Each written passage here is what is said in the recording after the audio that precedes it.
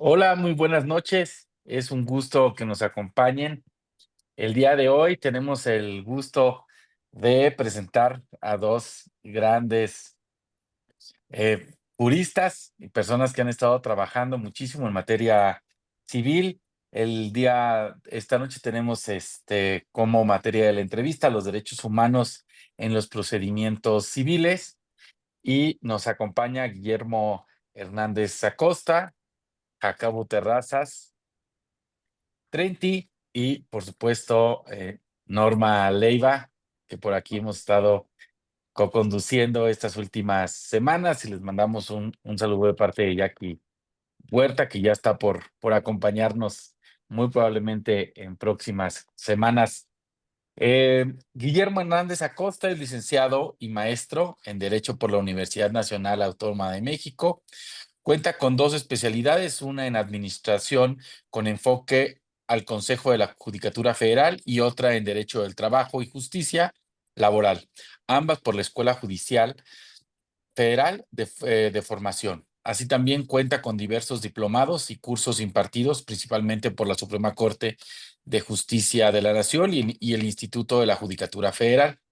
Ha sido docente en el Tribunal Superior de Justicia de la Ciudad de México, en el Instituto de la Judicatura Federal, en la Universidad de Anáhuac, en Casas de la Cultura Jurídica y en el Poder Judicial del Estado de Quintana Roo y también para la Fiscalía General de la República, entre otras. Se desempeñó como gerente jurídico regional en el Banco del Atlántico y Banco Internacional. Posteriormente se integró al Poder Judicial de la Federación como oficial judicial, después actuario judicial, secretario de juzgado de distrito y secretario de tribunal de circuito en diversos órganos jurisdiccionales en Quintana Roo, Yucatán y del Estado de México. Actualmente es representante del Consejo de la Judicatura Federal ante la Comisión de Conflictos Laborales del Poder Judicial de la Federación y es candidato a magistrado de circuito de competencia mixta en la Ciudad de México para el Poder Judicial de la Federación. Muy buenas noches, Guillermo. Buenas noches, muchas gracias por la invitación. Jacobo es licenciado en Derecho por la Universidad Autónoma de Chihuahua. Cuenta con una especialidad en el sistema de justicia oral, materia civil y familiar y maestría en Derecho Civil y Mercantil. Se desempeñó como oficial secretario de la Tercera Sala Regional en Tlanepantla de Vaz, en el Estado de México. En la Comisión Federal de Electricidad, en la División del Valle de México Norte, estuvo a cargo de la jefatura de Departamento Jurídico, desde donde representó a esa dependencia en juicios en materia penal, civil, mercantil, laboral, contencioso administrativo, agraria, administrativa y amparo. Así también en la Central de Actuarios del Tribunal Superior de Justicia del Estado de Chihuahua, fue oficial notificador y ministro ejecutor. Además, se desempeñó como secretario de Acuerdos Judicial y proyectista en diversos juzgados y salas civiles en el Tribunal Superior de Justicia del Estado de Chihuahua. Actualmente es secretario proyectista en la Sexta Sala Civil del Tribunal Superior y candidato a magistrado en materia civil del Supremo Tribunal de Justicia del Estado de Chihuahua. Buenas noches, Jacobo. Hola, buenas noches. Mucho gusto en estar aquí en este webinar, en esta plataforma contigo. Gracias. Pues si les parece bien, podríamos iniciar. Guillermo, el tema de la perspectiva de infancias y adolescencia en los juicios de materia familiar es quizá todo un reto. ¿Qué significa esta perspectiva de infancia y adolescencia para resolver casos que involucran a infantes y adolescentes? ¿Cómo es que lo hemos ido viendo ya materializado en sentencias? Sí, mira, este es un tema muy interesante que ya se venía manejando un poco, pero en los últimos años se ha estado perfeccionando.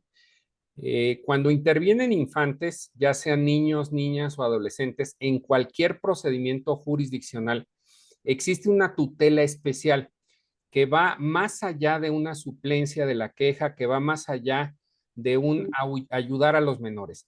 Es un verdadero ejercicio tutelar en favor de sus derechos, que lo que hace es que los jueces y las juezas que conocen de estos casos tienen que utilizar todas las herramientas que estén a su alcance, recabar las pruebas que sean necesarias, utilizar todos los elementos que tengan, apartarse de todos los formalismos que pudieran existir para resolver la controversia. Creo que es una de las entidades que mayor tutela tienen y que se ha desarrollado toda una metodología para resolver estos casos. Actualmente es obligatorio, por ejemplo, que se escuche a los menores cuando son involucrados en un tema que les va a afectar directa o indirectamente, sean o no sean parte del juicio, porque muchas veces, aunque no son parte del juicio, se les tiene que escuchar cuando una resolución les va a afectar. Todo esto tiene que ver con la perspectiva de las infancias. En otra ocasión comentaba que la perspectiva es unos lentes. Son unos lentes que el juzgador se coloca para resolver un asunto. Dice, a ver, hay un infante involucrado, un niño o una niña, un adolescente, se pone sus gafas de esa perspectiva y entonces resuelve. Pero no solamente resuelve, sino que instruye el procedimiento, lo integra, llama a quien tenga que llamar, desahoga las pruebas que tenga que desahogar e integra la litis de tal manera que se protejan los derechos de este sector de la población. Entonces, es algo muy interesante, es algo que se ha trabajado mucho, tanto en los tribunales de los estados como en materia federal, cuando los tribunales federales detectan que hay una omisión por parte de las autoridades locales, ordena la práctica de diligencia, ordena la práctica de desahogo de pruebas, etcétera, para que se tutele de mejor manera esta cuestión. Repito, no importa la materia, no importa si el infante fue llamado o no, o debe ser llamado o no, puede que sea ajeno, pero si le va a afectar la resolución, se aplica la perspectiva de infancias. Eso es lo interesante de este tema.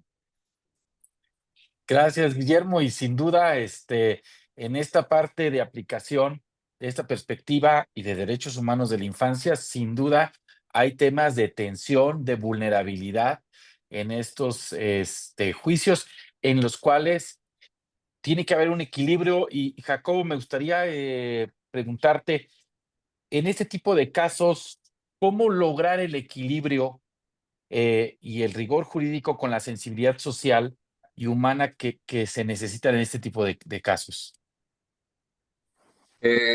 ¿Cómo lograr el equilibrio en este tipo de casos en donde hay la intervención de un menor?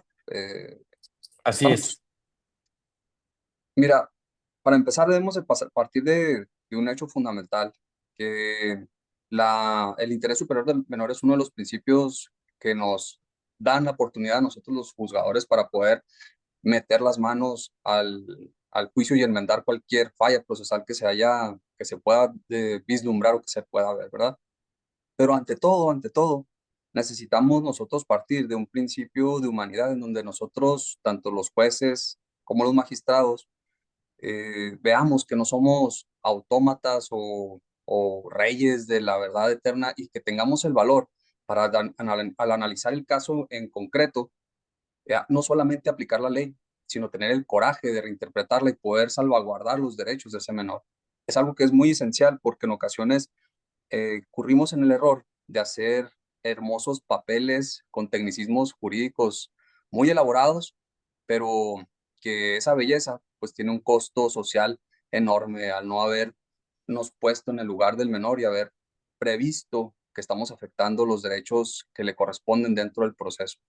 Y al momento de no tener esa perspectiva, esa sensibilidad, pues tiene un costo muy grave socialmente la imagen del Poder Judicial como se ha ido, como fue parte histórica en esta coyuntura en la que nos encontramos, ¿no?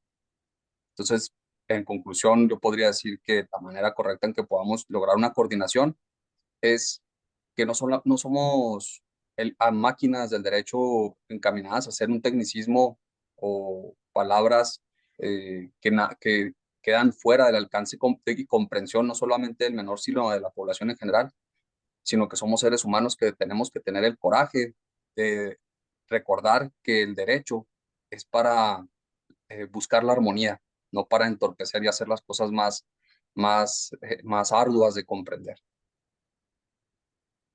Muchas gracias, Jacobo, con tus comentarios, pero partiendo de ese comentario que haces en relación a los conflictos que se pueden dar en algunos juicios, pero partiendo de que la mayoría de las ocasiones intervienen en el derecho familiar. Es más la demanda que tiene los temas del interior superior del niño. Pero vayámonos a la materia civil, porque no exclusivamente va a haber juicios en la materia familiar, porque supongamos un juicio sucesorio intestamentario de algún papá, de algún menor, ¿cómo ponderarías los derechos de ese menor en los casos que aparte del estado de vulnerabilidad de esa infancia, también haya gente que también cuenta con esa figura de vulnerabilidad que se puede dar para que haya un equilibrio en una contienda de esa naturaleza? Me interesa que hagas el comentario para nuestro público, por favor, Jacobo. Sí, claro que sí, Norma. En ocasiones hay asuntos, como bien lo señalas, se interponen valores entre diversas personas que pueden estar en un estado de vulnerabilidad. Puede ser agentes que sean mayores de edad o muy ancianos, junto con personas que tengan alguna discapacidad o menores. En el caso en particular, en un sucesorio en donde se presentara esta disyuntiva, no solamente sería atender a la naturaleza específica del caso, ¿no? Si ahorita lo que se pretende, o si se está denotando que el menor es el que tiene está en alguna dificultad o en una desventaja frente al otro, frente a los demás entes que puedan considerarse vulnerables, sería verificar, analizar específicamente su situación, ¿no? Su situación jurídica, su situación legal, cuál es el motivo por el cual no solamente su edad lo pone en desventaja frente a los otros. Uno de los artículos que señala el Código Civil de nuestro estado, del estado de Chihuahua, señala que para cuando nosotros encontramos como jueces alguna cuestión como una miserable situación económica, vaya, notable retraso mental, sean cuestiones que tengamos que tomar en consideración para poder hacer esta ponderación de derechos. El caso en particular es, yo creo, la máxima o la vertiente que nos va a dar la oportunidad de determinar para qué lado irnos, si es el anciano, o si es el menor, o si es el discapacitado el que debe de tener alguna ventaja sobre los demás, pero vamos a tener que hacer un análisis acucioso nosotros como juristas o como abogados para poder hacer esa nivelación correspondiente. Muchas gracias, Jacobo. ¿Tienes algún comentario, querido Julio, al respecto? Sí, justamente en relación con lo que menciona Jacobo, de esta ponderación de derechos y de la tutela que en algunos casos tiene que hacer el juez sobre los derechos de la infancia, me gustaría preguntarle a Guillermo, eh, no en todos los casos, quizá desde una demanda inicial se plantea el tema de violencia en contra de los niños y las niñas. Cuando esto se advierte en un procedimiento civil, sí puede el juez intervenir a favor de estos niños, aun cuando se hace el descubrimiento a lo largo del procedimiento, como pudiera ser a través de una prueba pericial. Gracias. Sí, sí, desde luego, como comentaba el licenciado Jacobo, acertadamente, este tema de la tutela de los menores es independiente de la materia y es independiente de los formalismos. Aquí no importa cómo se haya planteado el caso, de qué se trata el caso, si se descubre dentro del juicio una cuestión que afecte a una persona menor de edad por el estado de vulnerabilidad en que se encuentra, como les decía, esta es una de las tutelas más amplias que existe dentro del sistema jurídico mexicano. A mí en lo personal en una ocasión me tocó que promovieron un juicio X y a la hora de que se resolvió dijeron, ¿qué crees? Que esta no era la vía o esta no era la instancia. Sorry. Y resolvieron pues que no podían resolver. Cuando llegó al amparo dijimos, no, no, no, no, no. A ver, cuando hay menores involucrados, te alejas del formalismo, le corriges la vía, le corriges la instancia y le resuelves. O sea, el juez tiene una obligación altísima tratándose de menores, con mayor razón cuando hay violencia en contra de ellos. Cuando hay violencia, los jueces tienen que intervenir verdaderamente de una manera tutelar, dictar las medidas precautorias que sean necesarias. Aquí no importa de dónde venga la violencia. Históricamente los hombres han sido señalados más como violentadores, pero ya actualmente esto ya se superó. No importa si la violencia se detecta de la mamá, del papá, de los abuelitos, de las abuelitas, de los tíos, los jueces tienen que intervenir, dictar las medidas, ordenar el desahogo de pruebas y resguardar a los menores. Eso es lo que comentaba de la perspectiva, la importancia que tiene, porque no limita de ninguna manera al juez, de ninguna manera. En una ocasión, allá en donde yo laboraba, en Cancún, llegó una orden de una juez familiar que decía, a ver, le pedía a otra autoridad administrativa, le decía, oye, fíjate que sustrajeron a un menor, tenemos pruebas o indicios de que se encuentra en tal lugar, te autorizo para que vayas, para que fractures cerraduras, para que vayas con fuerza pública, para que lleves peritos, para que hagas lo que tengas que hacer para recuperar ese menor. Es decir, dictan todas las medidas que están a su alcance dentro del derecho positivo para resguardarlos. Entonces, no importa si se descubre dentro de un procedimiento una situación que está afectando a cualquier menor, y más aún si es de gravedad de violencia, de inmediato se tienen que dictar las medidas, incluso aunque no fuera competente el juez. Dicta las medidas de aseguramiento y luego lo remite al juez competente para que él continúe ya con el procedimiento. Pero en calidad de mientras ese juez sea civil de cualquier naturaleza, dicta las medidas y luego ya lo remite. Entonces, ese es el alcance que tiene esta tutela de los derechos de los menores. Qué importante, Guillermo, el comentario que haces en cuanto a el actuar de oficio y obvio, supliendo la deficiencia de la queja en todos sus términos, partiendo de la protección del interés superior del menor. Pero también qué relevante es la responsabilidad que tiene el juez en cuanto a respetar el debido proceso en unas medidas cautelares como las que estás citando. ¿Estás de acuerdo? Porque precisamente en la mayoría de las ocasiones es por los que se caen, vamos a hablarlo de una manera muy coloquial, los procedimientos por esas violaciones procesales y que no obstante que no estamos hablando de la materia penal, como bien sabemos, aquí forma parte la figura de la presunción de inocencia. Entonces, qué relevante y qué acertados tus comentarios y muchas gracias, Guillermo. Julio, gracias, Guillermo. Gracias. Y bueno, si pudieran, de manera muy breve, preguntarle a Guillermo y a Jacobo, ¿qué materia es la que ven en este proceso que va Jacobo para la magistratura, para magistrado en materia civil del tribunal local? ¿Qué tipo de asientos son los que conoce esta figura? Y a Guillermo preguntarle qué tipo de asuntos son los que llega a conocer el, un magistrado de circuito de competencia mixta. Eh, bueno, en mi caso, los asuntos que llega a conocer un magistrado en materia civil son muy variopintos, son bastantes. Tienen que ver sobre todo con lo que es el patrimonio, ¿no? En materia civil, todo lo que es de nuestra propiedad, nuestros bienes y derechos, ¿no? Las sucesiones, testamentarias e intestamentarias. Asimismo, todo lo que tiene que ver con lo mercantil, con los juicios ejecutivos mercantiles, juicios ordinarios mercantiles, juicios orales de materia mercantil. Todo lo que tenga que ver con las cuestiones patrimoniales son analizadas allí en el magisterio. En palabras llanas, así para las personas que no sean abogados, tiene que ver con todo lo que te pertenece, lo que es de tu propiedad, lo que respaldan los papeles que tienes guardados en tu casa y que respaldan que tienes esa posesión de un determinado bien o un determinado derecho.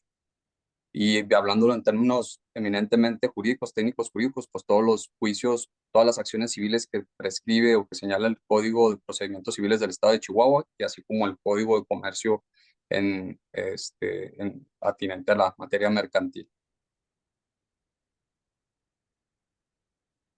No sé si se respondió la pregunta o algo más. Sí, gracias. Y Guillermo, el magistrado de circuito de competencia mixta, ¿qué tipo de asuntos son los que conoce y qué materia? Pues la respuesta es muy sencilla. Son todas las materias. Estas competencias mixtas, yo desde que entré al Poder Judicial, cuando ingresé a un órgano mixto, dije, Dios mío, ¿qué es esto? Porque de repente estás viendo un amparo civil y luego un amparo laboral y luego un amparo penal y luego un fiscal. Bueno, hasta militares me han tocado, de competencia militar, agrarios. La verdad es que la formación que se requiere para este tipo de puestos tiene que ser así, o sea, tienes que haber estado en órganos mixtos, porque lo mismo te pones la playera de la materia civil familiar y luego te la quitas y te pones la mercantil y luego te la quitas y te pones la laboral local y luego te la quitas la laboral burocrática y luego la agraria y luego la fiscal y luego la administrativa local, la administrativa federal, etcétera. Entonces, en estos tribunales federales de competencia mixta, específicamente estos que están en la Ciudad de México, que son 4 tribunales, son tribunales auxiliares, así se denominan. Esto significa que estos tribunales auxilian a otros órganos en todo el país, tienen competencia en todo el país para resolver cualquier tipo de asunto. Pueden ser diversos los motivos del auxilio. Puede ser porque ese órgano está saturado y hay que despresurizarlo. Entonces, cuando ya integran los expedientes, mandan un paquete de asuntos de la materia que le corresponde a ese órgano, se resuelven y luego se le devuelven ya resueltos. Ese es un sistema de auxilio. El otro sistema es cuando, por ejemplo, se promueven demandas masivas. Recordemos que ha habido demandas contra reformas al IMSS o al ISSSTE o a la ley de remuneraciones, etcétera, y se promueven demandas en todo el país. Cuando esto pasa, se concentran todas las demandas en órganos auxiliares, en este caso a los juzgados de distrito de competencia mixta, que son auxiliares. Entonces ahí se concentran 5,000, 10,000, 20,000 demandas. Cuando ellos resuelven, la segunda instancia se van a los tribunales de competencia mixta, que son auxiliares. Y entonces de repente te mandan 2,000, 3,000 recursos de revisión, pero que son de una misma temática, son monotemáticos. Entonces hay varias técnicas que se utilizan para resolver estos asuntos de manera rápida y eficiente. Se clasifica la información, se clasifican las demandas. Normalmente no son tantos formatos porque se emite un formato y se diluye por todo el país. Y entonces ya que ubicas cuáles son los formatos, pues utilizas más o menos argumentos base para resolver estos asuntos. Entonces, a mí me apasiona todo esto de manejar números y resolver asuntos así. Cuando llegan amparos que son contra leyes, por ejemplo, que son masivos, también los conocen este tipo de tribunales aquí en la Ciudad de México, pero en los estados están los tribunales mixtos que para mí merecen todo mi respeto porque manejan todas las materias, o sea, ellos se meten a todas las materias. El derecho sabemos que pues tiene una base, pero tiene muchas vicisitudes, muchas particularidades que tienes que conocer. Entonces, me apasiona mucho esto. Yo cuando decidí a qué materia inscribirme, dije, no, pues lo mío es lo mixto, porque he estado desde que ingresé hasta el anterior trabajo, estuve en órganos mixtos. Actualmente estoy en un órgano especializado en materia de justicia laboral, pero todos los demás, 16 años estuve en órganos mixtos. Entonces, todo esto es lo que ven, es muy interesante. Ese es a lo que le estoy aspirando. Muchas gracias, Guillermo. Pero partiendo de ese comentario y tu gran capacidad jurídica tan amplia que estoy viendo que tienes, a mí me encantaría mucho, ¿de dónde partes cuando estás tratando civil, mercantil, familiar, como dices, administrativo? Es obvio que cada materia tiene sus propios principios, pero para los efectos de juzgar, obvio, respetando en todo momento los derechos fundamentales y humanos de los justiciables establecidos en la Constitución. La separación de una manera muy sencilla, ¿cómo nos puedes explicar para dividir cada materia de la que tú haces análisis? Sí, mira, como les decía, el derecho tiene una base. La base son los derechos humanos. Esos están en la Constitución, están en los tratados internacionales. Lo primero que tienes que hacer es identificar qué derechos humanos están involucrados en ese asunto. No importa la materia. Todas las materias involucran derechos humanos.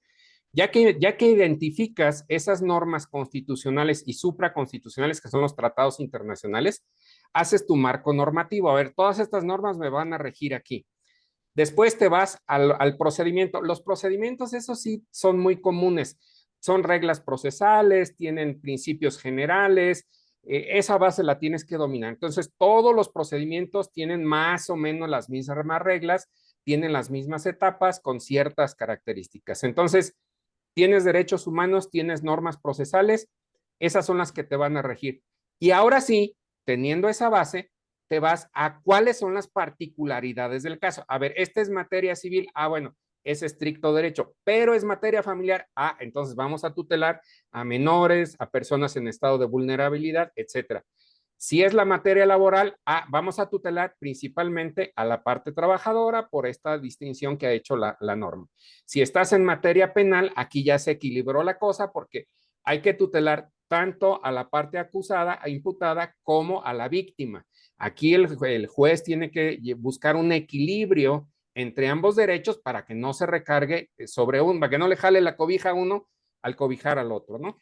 Y así sucesivamente, dependiendo si es mercantil, pues ahí sí es muy de, pues cada quien lo que le toque, pero aún así, ya en el caso, por ejemplo, de los intereses usurarios, ya dijo la Corte, te tienes que meter y aunque hayan pactado así en los pagarés, tienes que tutelar, sí le vas a jalar la cobija al acreedor, pero pues el acreedor se está pasando listo cobrando estos intereses, ¿no? Entonces, creo que esa es la base, los derechos humanos vistos desde cualquier perspectiva, luego la base procesal, que son los principios generales, y luego las particularidades. Y de esa manera no te vuelves loco y puedes ubicarte en la materia en la que estás para resolver los casos. A mí me ha funcionado bastante bien en este tiempo y creo que es lo que hacen los jueces, los magistrados de materia de competencia mixta todos los días están haciendo ese ejercicio y llega el momento en que lo dominas. Entonces, obviamente los que tienen una especialidad, pues también son especialistas en esa materia y obviamente la dominan, ¿no? Quizá con un grado mayor, podría decirse, pero bueno, pues para todo hay y son necesidades que tiene la justicia y para eso existen este tipo de tribunales. Muchas gracias, Guillermo. De ahí la relevancia de saber o aplicar las modulaciones de la Constitución para cada materia. Yo creo que coincido contigo, ese es el secreto fundamental, porque la esencia, obvio, en todo momento es partiendo de nuestra Constitución. Muchas gracias, Guillermo. Adelante, Julio. Gracias, Guillermo. Muy interesante esta metodología para poder estar en un juzgado y en un área mixta, que son muchísimos los procedimientos que llegan a conocer. Jacobo, ya en tema específico sobre la candidatura, ¿nos podrías compartir cuál es este proyecto que llevan ustedes a las calles, no sé si a las universidades, a centros públicos? Es decir, ¿cuál es el proyecto como magistrado que están llevándole a las personas, en tu caso, en Chihuahua? Sí, mira, Julio, te comento, está interesante esta situación lo que es nuestro estado, porque para empezar, el estado de Chihuahua es el estado más grande de la República, ¿no? Y por una determinación ahí de la manera en que se iba a realizar la elección, se acordó que para los que vamos para las magistraturas se hiciera todo lo que es la campaña en todo el estado, no se dividió por circunscripciones. Entonces, para nosotros está siendo un reto muy interesante porque no solamente, como debe saber también aquí bien Guillermo, pues no se nos dieron cantidades por parte del Instituto Nacional Electoral, a pesar de que fuéramos candidatos independientes para poder nosotros solventar nuestros gastos. Nosotros estamos haciendo el ejercicio de nuestro propio bolsillo, estamos haciendo nuestro esfuerzo con nuestro propio peculio, ¿verdad? Entonces, nos está representando para todos los candidatos, para un servidor y para todos mis compañeros, un esfuerzo muy grande el tener que salir a todo el estado. Es un estado que tiene 67 municipios y evidentemente tenemos que hacer un acopio estratégico de fuerzas para saber qué puntos de precisión podemos tocarnos, de tal manera que pues vayamos a los municipios a lo mejor en los que se tiene mayor presencia poblacional y nosotros poder abarcar o llegar al mayor número de votantes. Eso por un lado. Por el otro, pues está siendo muy interesante el hecho también de que hay una desinformación muy grande por parte de la población. Muchas de las personas cuando va uno y entrega el volante de mano en mano, se da cuenta que no están enterados de lo que es la reforma. Ahí también se nota en cierta manera un desinterés por esta reforma. En realidad abre mucho los ojos de percatarse que en los estratos sociales en donde hemos ido, de tianguis, eh, ¿cómo se llama? En la calle, las personas tienen un concepto de la justicia muy alejado de su concepción. Es más, podrían decir que sienten que no existe la justicia, ¿no? Para varios de los casos en los que ellos comentan y en donde se han visto envueltos. Y bajo esa tesitura, pues estamos tratando nosotros no solamente de hacer la campaña, sino que ponerle un rostro a la justicia, ¿no? De ir a hacer algo que en un momento no se hizo y que la gente pues vea y nos juzgue y al consultar nuestras redes, al consultar nuestro pasado, determinen si somos idóneos o no y pues requiere un cierto acto de valor, ¿no? De ir a presentarte con las personas porque pues estábamos en al menos un servidor que tengo 12 años ahí trabajando en el Poder Judicial del Estado de Chihuahua, se va creando como una burbuja, ¿no? Un caparazón en el que uno está encerrado en una biblioteca prácticamente con un silencio medible para poder hacer los proyectos de sentencia correspondientes y el hecho de tener que salir, de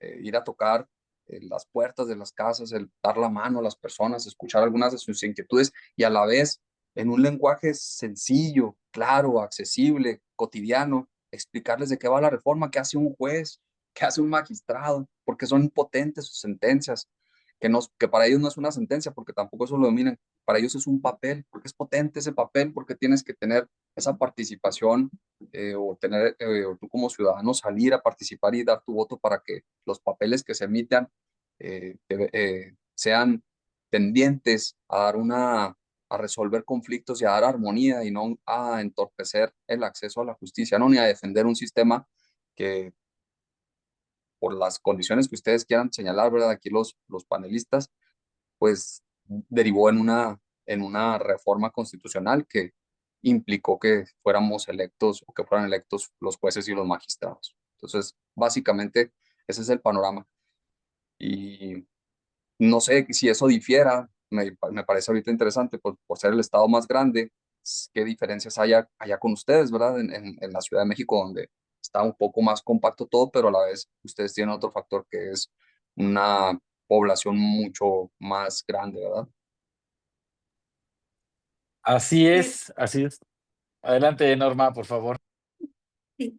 Jacobo, me llama la atención, partiendo precisamente como bien lo dices, que Chihuahua es el estado más grande, de tu recorrido en tu campaña, ¿cuál sería la necesidad más grande de los recorridos en comunidades populares que has hecho? O las quejas, Las, ¿por qué no decirlo?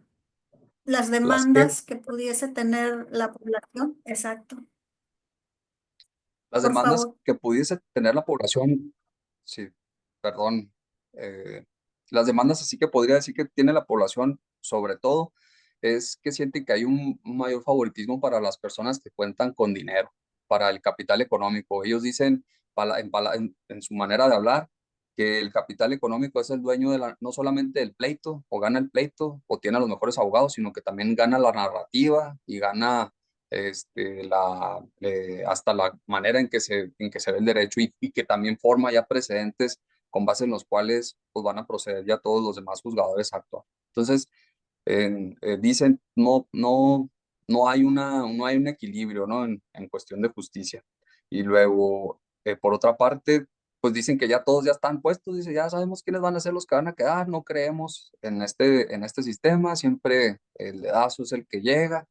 Entonces tenemos que combatir, cerrar la pinza por dos lados, ¿no? Por un lado decir que pues, que la justicia no es esto del favoritismo como ellos lo ven, sino que pues se plantea precisamente que los candidatos bajemos a dar la cara y saludemos a las personas para que tengan un rostro al cual responsabilizar en su momento. Y por el otro lado decir pues que una elección pues que no traemos ni siquiera un patrocinio económico y que estamos nosotros haciendo un esfuerzo con nuestro propio patrimonio para poder solventar los gastos de campaña. Y todo esto decirlo en menos de un minuto, en 30 segundos, mientras la gente está haciendo sus compras o sus necesidades, o aquellos que se desean detenerse y escucharlo aún. Muchas gracias, querido Jacobo. Adelante, Julio. Gracias. Y Guillermo, ¿nos podrías compartir cuál ha sido tu experiencia en la Ciudad de México? Como decía Jacobo, es completamente diferente por el número de colonias, personas, lugares que se pueden visitar y la misma población tan diversa que podemos encontrar en la Ciudad de México. Gracias. Sí, la Ciudad de México es muy compleja. Son muchas ciudades dentro de una ciudad. Las zonas en las que a mí me tocó son zonas muy interesantes. Por ejemplo, me tocó Azcapotzalco, que es una zona originaria prehispánica. La gente tiene una identidad impresionante con su territorio, porque además tienen un valor histórico nacional, ¿no? Ahí se llevaron a cabo batallas importantes desde antes de la llegada de los españoles. La cultura de ahí es muy relevante.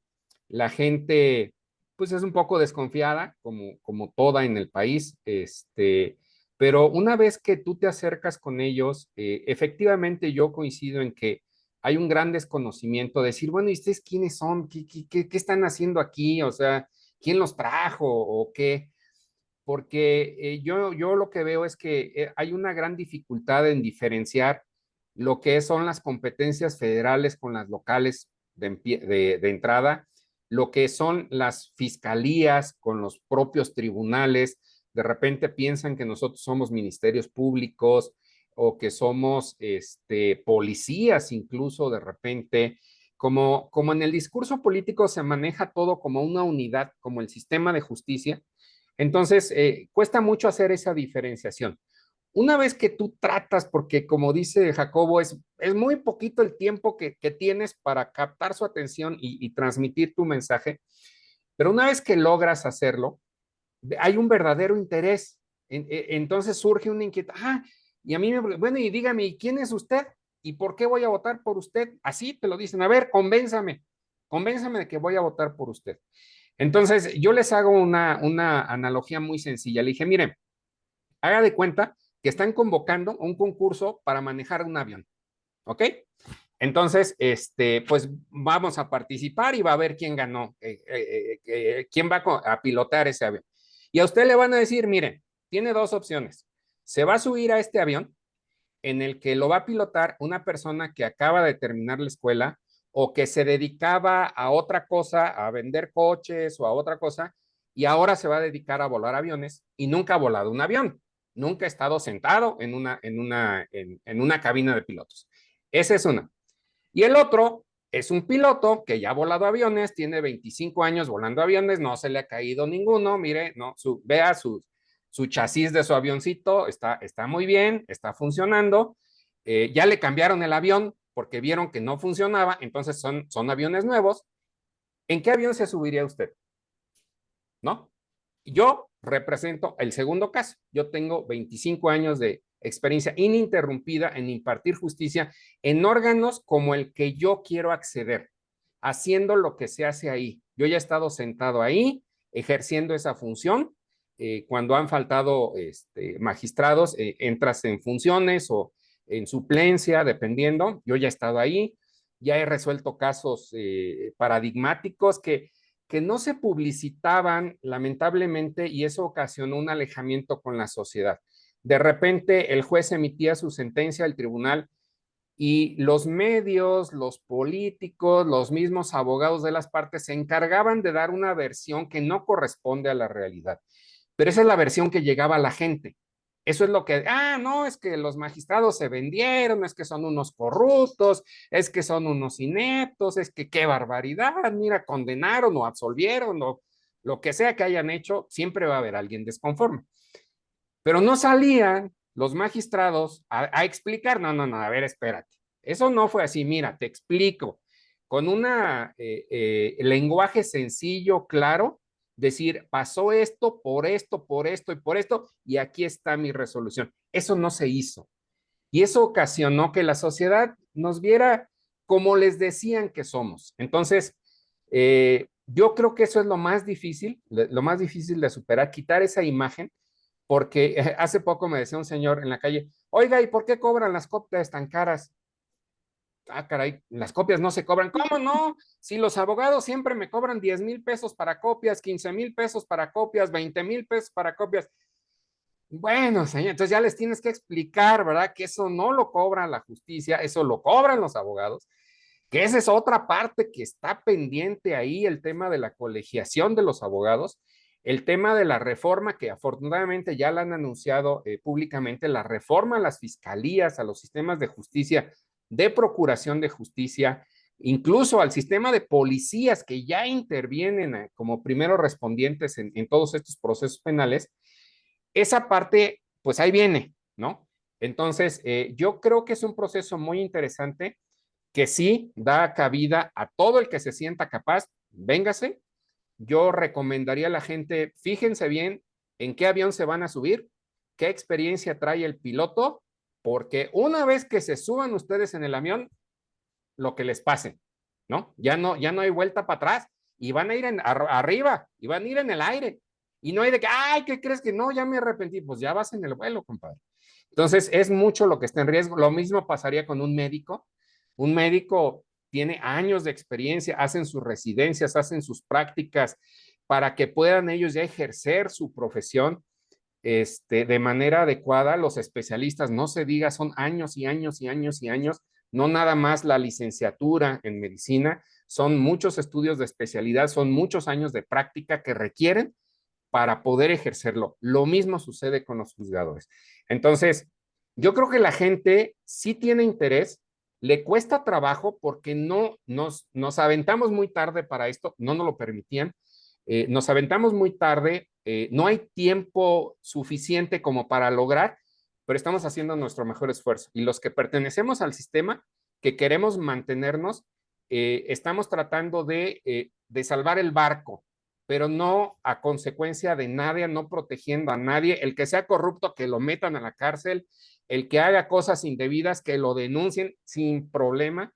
Aquí no estamos para defender a nadie, estamos para salvar al país, para defender a México. Esa es nuestra función. Muchas gracias, Guillermo. Sí, adelante, Julio, disculpa. Sí, no, gracias. Muy interesante. Me parece que dentro de los grandes retos que se tenía desde el Poder Judicial y se sigue teniendo es el publicitar las sentencias, los criterios, el que fueran conocidos, el acercar la justicia a las personas. Hoy en día las redes sociales han acercado algunas sentencias, en algunos casos, especialmente en tema de derechos de la infancia que estábamos platicando al inicio.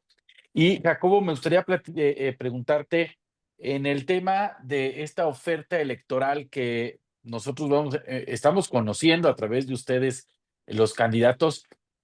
¿Cuál es esta oferta que va hacia las personas, hacia las personas que van a votar en los municipios?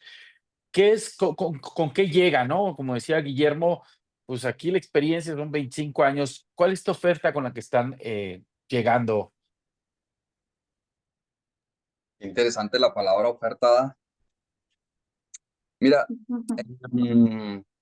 híjole, a lo mejor no sé si sea o si esté de acuerdo con la palabra oferta, me siento cosificado, no te creas.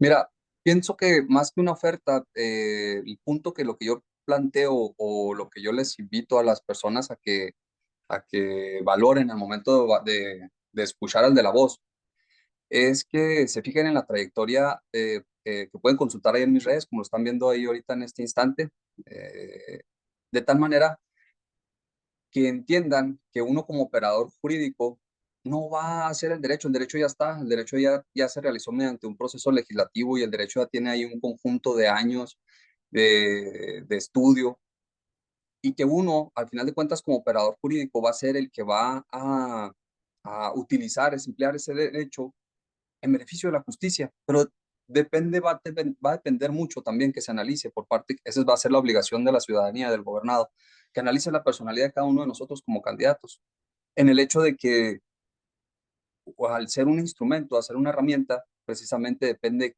cómo va a emplearla esa persona. Evidentemente es importante los valores que tenga, el pasado de esa persona, nuestra manera de ser, nuestra manera de actuar. Por lo tanto, lo decía ahorita, el hecho de estar en esta candidatura, Guillermo no me dejará mentir, pues es un paso de valentía, ¿no? De romper la burbuja en la que nos encontramos o se encontraban varias personas y hacernos públicos de tal manera que podamos ser juzgados. Ahorita cualquier persona en un comentario podría estar diciendo o poniendo cuestiones encaminadas a hacer una crítica a nuestras personas, ¿no? Entonces, ese es el primer factor.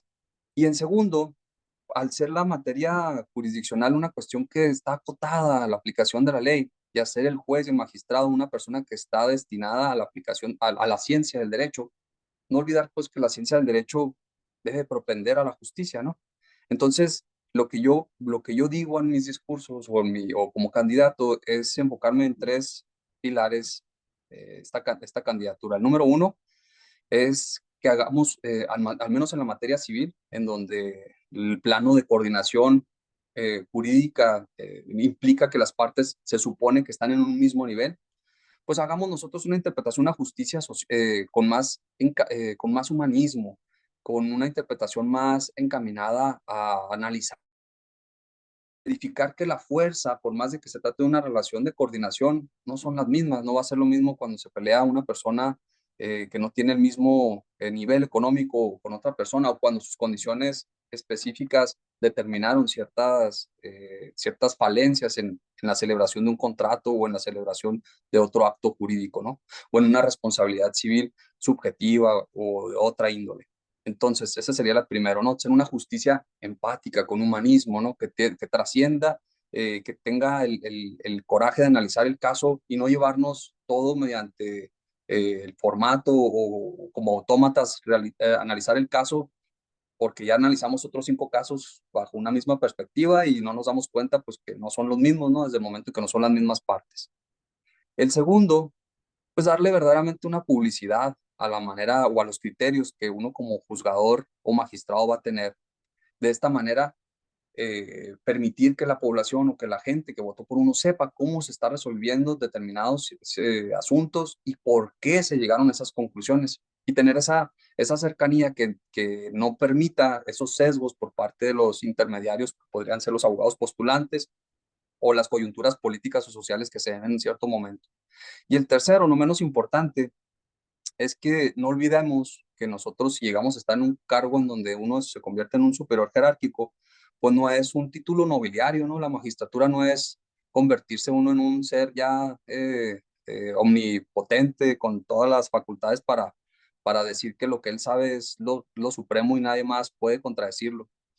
Y en cambio, recordar pues que hay seres humanos a cargo de uno o que gracias a su intervención hace que funcione toda esa maquinaria que es la sala o que es el juzgado.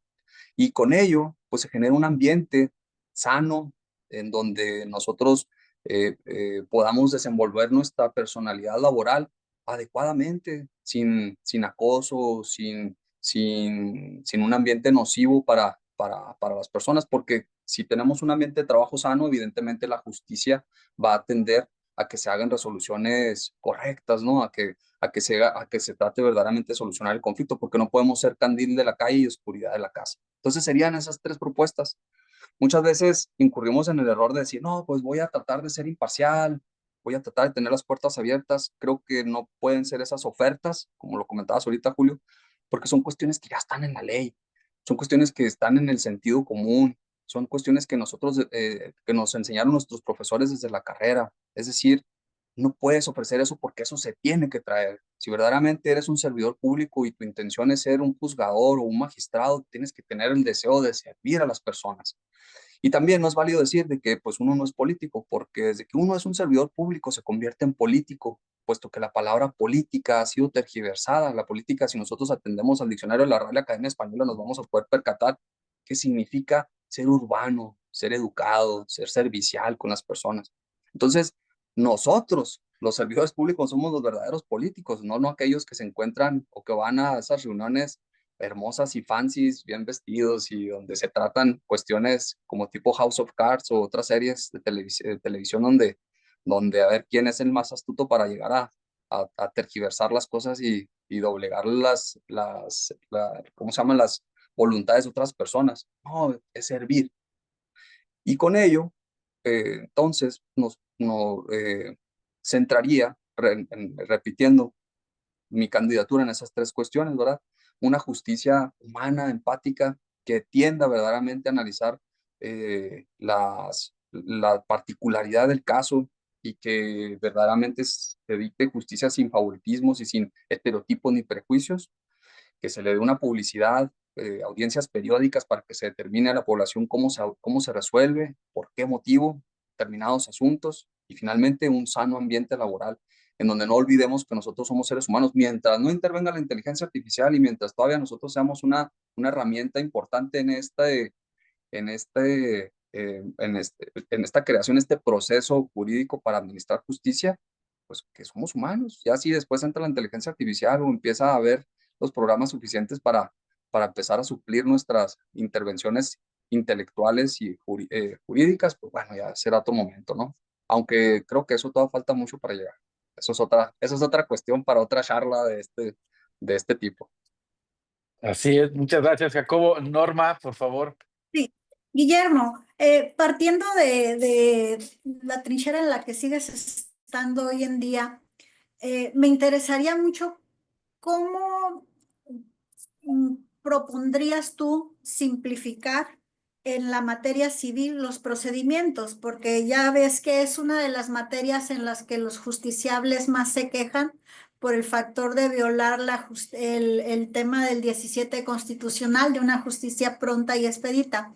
Entonces, se me hace muy atractivo más ahorita tú como candidato. ¿Qué aportarías en este tema?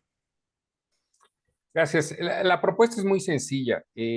Hace tiempo escuché a un magistrado que decía que México es el país de los formulismos.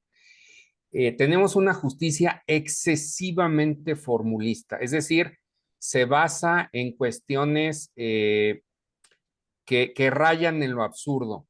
Entonces, esto ocasiona que los juicios se vuelvan interminables, que se vuelvan juicios muy tediosos, que se vuelvan, porque de repente los tribunales colegiados, por ejemplo, que es al cargo a la que yo aspiro, ay, te faltó desahogarte esta prueba que puede ser que te sirva, puede ser que no, pero mejor desahógala, y regresan un procedimiento que ya duró 5 años y lo regresan para que se tarde otros 3 años y llega al colegio, ay, ¿qué crees? Que mira, ahora cometiste esta otra violación y entonces se vuelven ir y venir, que los juicios se vuelven interminables. Yo creo que algo fundamental que hace falta en este sistema jurídico, en todos, no nada más en el civil, es eliminar los formulismos. Eso es fundamental. Vámonos al fondo. En materia laboral hay un principio precioso que me gusta que se incorporó en la reforma, que es el principio de realidad. Vámonos a ver qué pasó en realidad, no qué dicen las partes que pasó, no qué dicen las pruebas. Vamos a tratar de encontrar la realidad. Un buen maestro me decía que la verdad es como una pelota en una alberca. Las partes van a tratar de hundirla y de presentar otra verdad. Pero la verdad sale siempre, se les escapa la pelota y brinca y brinca. Y él llamaba esto picos de verdad.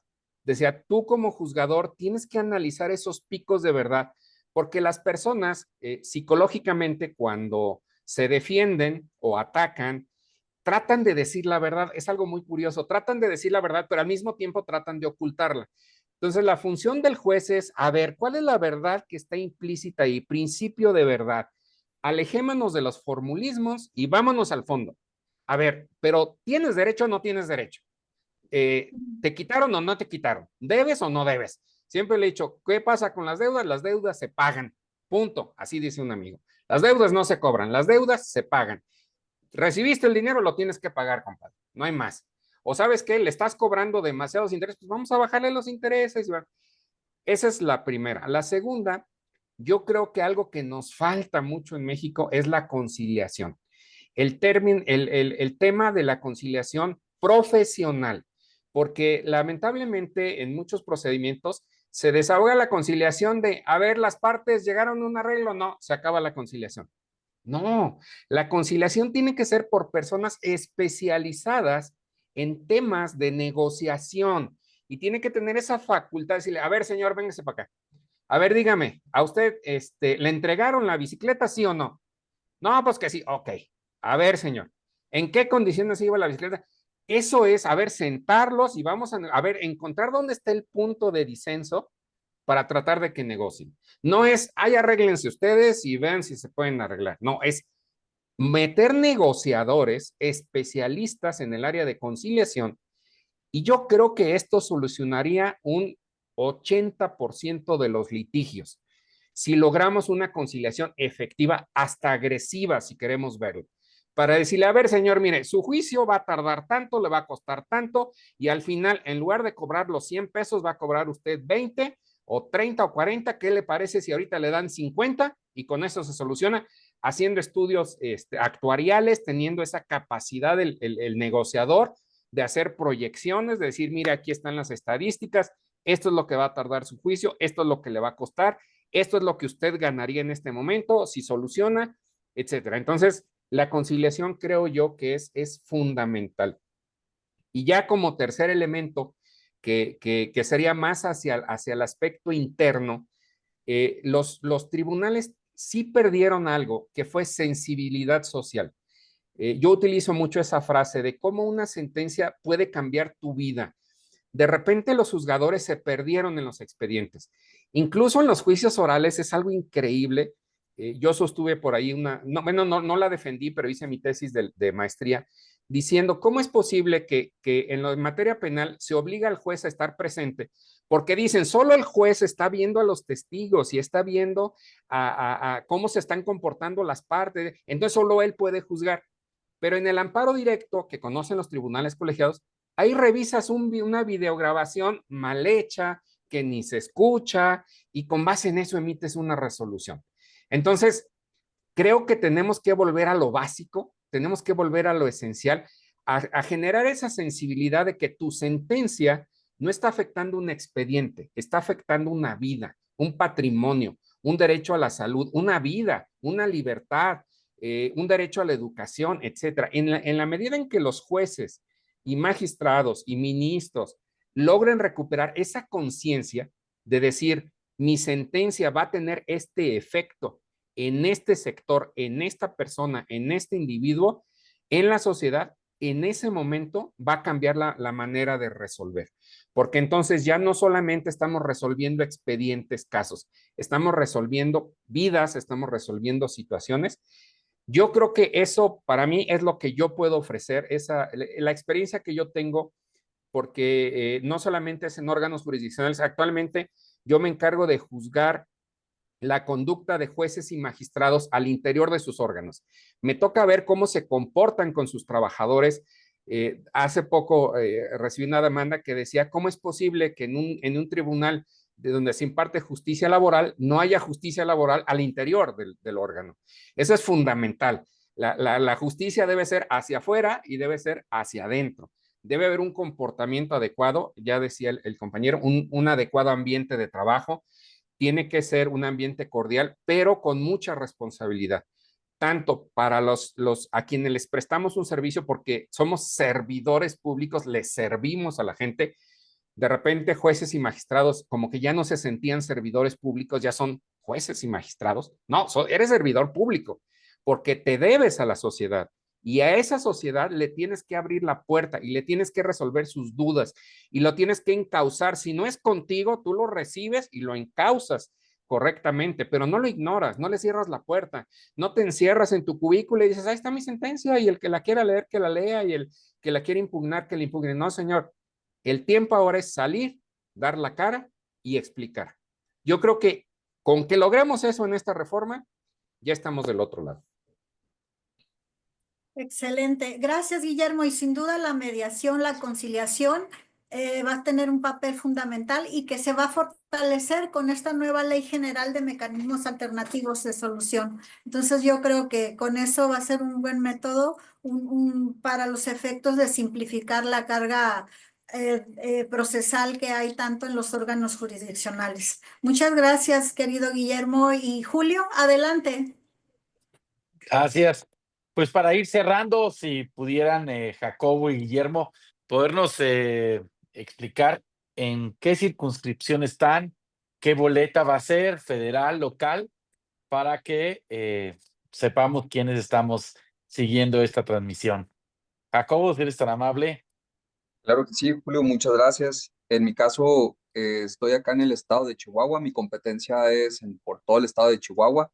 La manera en que se va a votar es a través de una papeleta rosa, rosa fuerte. La ejemplifico aquí con un pequeño formato parecido, ¿no? Es una papeleta en donde del lado izquierdo, en la columna izquierda, ustedes van a poder observar a las mujeres que están contendiendo para el cargo de magistradas civiles, y en la columna del lado derecho la de los hombres, ¿no? Va a tener unos espacios aquí arriba en donde van a poder ustedes poner, las personas que estén acá en el estado de Chihuahua, van a poder poner el número del candidato que sea su preferencia. El de un servidor es el 32 y mi nombre empezará primero por los apellidos. Igual me imagino que en todos los demás casos, Terrazas Trenti, Jacobo Adrián, el número 32 en la boleta rosa fuerte. Aquí en todo el estado de Chihuahua va a haber casillas, 3.500 casillas que se van a poner en diversos lugares del estado, y en el cual van a poder acudir las personas a emitir su sufragio. Y es todo, es lo que pudiera abundar al respecto. Espero ser el merecedor de su confianza y recibir el apoyo mediante el voto de cada uno de ustedes. Muchas gracias. Gracias, Jacobo. Y Guillermo, en el caso tuyo aquí en Ciudad de México, veíamos que está en 2 alcaldías, si nos pudieras compartir esta información. Claro, en mi caso, como en la Ciudad de México somos muchos participantes, lo que se hizo es que dividieron los participantes por distritos electorales. En mi caso es el distrito electoral 6, que corresponde a las alcaldías de Azcapotzalco y la parte norte de Gustavo Amadero. Este es cómo va a quedar la boleta con la información que sacamos nosotros del INE. Entonces, como bien decía, del lado izquierdo vienen todas las candidatas mujeres. El color de la boleta indica el cargo. En este caso, el color es rosa, significa que es para magistradas y magistrados de circuito. En el caso de jueces de distrito me parece que es amarillo, y así en el caso de los ministros es morada. Entonces, dependiendo del color de la boleta es el cargo. Y ya después aquí hay otros colorcitos adentro, que esto ha causado mucha confusión. Estos colorcitos son la materia. Como ya veíamos, hay tribunales que son de materia civil, de materia penal, de materia laboral, de materia administrativa y de materia mixta. Existen otras especializadas que no tiene el caso aquí ponerlas. En el caso de mi boleto son los que va a haber, pero nada más estamos divididos en 2 grupos, hombres y mujeres. Entonces, lo que tienen que hacer las personas es, en el caso mío, en el lado derecho, que es donde están los nombres, si se fijan, el número 31 tiene 3 siglas, que es quién me está proponiendo.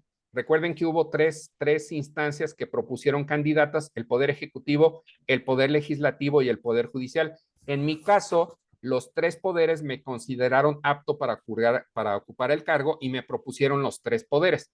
Entonces, por eso es que a un lado de mi nombre están las 3 siglas, viene la competencia, que es la mixta, y mi nombre. Entonces, lo que tienen que hacer es este 31, ponerlo en la parte rosa de arriba, porque es el color de la materia que me corresponde.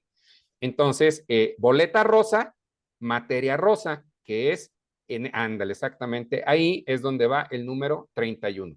Así es como ustedes van a identificar a todos los candidatos dependiendo de la materia y dependiendo del cargo que van a desempeñar.